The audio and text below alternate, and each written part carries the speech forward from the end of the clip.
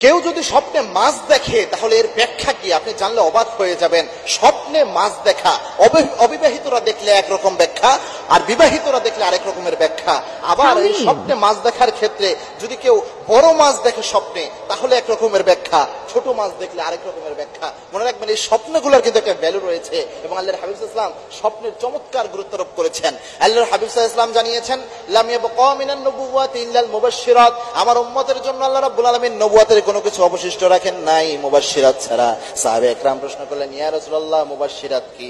আল্লাহর হাবিব সাল্লাল্লাহু আলাইহি ওয়াসাল্লাম বলেছেন, আর রুয়া সলিহা, আমার উম্মতকে আল্লাহ রাব্বুল আলামিন যখন কোনো দিক নির্দেশনা দিতে চাইবেন, আমার উম্মতকে যখন আল্লাহ রাব্বুল আলামিন কোনো কিছু বোঝাতে চাইবেন, যেহেতু আর নবী অবশিষ্ট থাকবে না, সুন্দর স্বপ্ন, সত্য স্বপ্ন দেখায় আল্লাহ রাব্বুল আলামিন তাদের দিক নির্দেশনা দিবেন। সুবহানাল্লাহ। সুতরাং অবশ্যই সুন্দর স্বপ্ন, সত্য স্বপ্ন গুরুত্বপূর্ণ একটা বিষয়। স্বপ্নে যদি আপনি মাছ দেখেন, মুহাম্মদ ইবনে শিরিন রাহিমাহুল্লাহ তার স্বপ্নের ব্যাখ্যা গ্রন্থে, আরো কয়েকজন মুহাদ্দিস বা মুহাক্কিক আলেমে দ্বীন যারা স্বপ্নের ভালো ব্যাখ্যা করতেন, তারা মাছের ব্যাখ্যা করেছেন। আপনি মনে করেন স্বপ্নে দেখলেন আপনি মাছ ধরতেছেন, যদি আপনি অবিবাহিত হন তাহলে এর ব্যাখ্যা হলো খুব দ্রুতই হয়তো আপনার বিয়ে হবে, এটা একটা ব্যাখ্যা তারা করেছেন। দুই নম্বর, আপনি যদি বিবাহিত হন তাহলে আপনার বুঝতে হবে খুব দ্রুতই আপনার হয়তো কোনো ভালো ধরনের চাকরি বা কোনো সুসংবাদ আপনার জীবনে আসতেছে, যার কারণে স্বপ্নে আল্লাহ রাব্বুল আলামিন মাছ দেখাচ্ছেন। এবং মাছ এটা খুব গুরুত্বপূর্ণ একটি বিষয়। মাছ কিন্তু জান্নাতি একটা খাবার, জান্নাতি খাবার যেহেতু, এবং মাছ কিন্তু সবচেয়ে গুরুত্বপূর্ণ শরীরের জন্য উপাদান। এবং সব জিনিসের মধ্যে ক্ষতি আছে, মাংসের মধ্যে কিন্তু ক্ষতি পাওয়া যায়,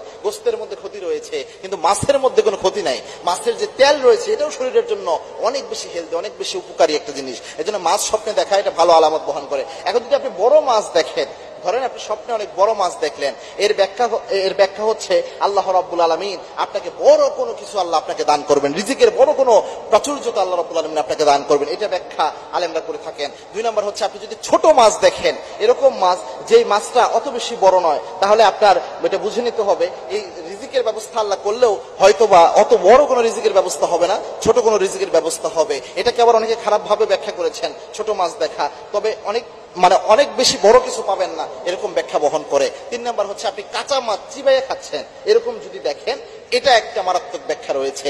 কাঁচা মাছ চিবাইয়ে খাইতে দেখলে আপনি বুঝতে পারবেন আপনার হয়তো কোনো দুশ্মন রয়েছে যারা শত্রুতা করার ট্রাই করতেছে, আপনার ক্ষতি করার চিন্তা ভাবনা করতেছে, এটার ব্যাখ্যা। এই স্বপ্ন যদি আপনি দেখেন তখন আল্লাহর কাছে মাপ চাইবেন, আল্লাহ এই স্বপ্নের দিক থেকে, খারাপ দিক থেকে আল্লাহ আপনি আমাকে বাঁচিয়ে দেন, এবং আল্লাহর কাছে চাইবেন আল্লাহ যেন ভালো কিছু দান করে। ইনশাআল্লাহ স্বপ্নের ভালো দিক আল্লাহ আপনাকে দান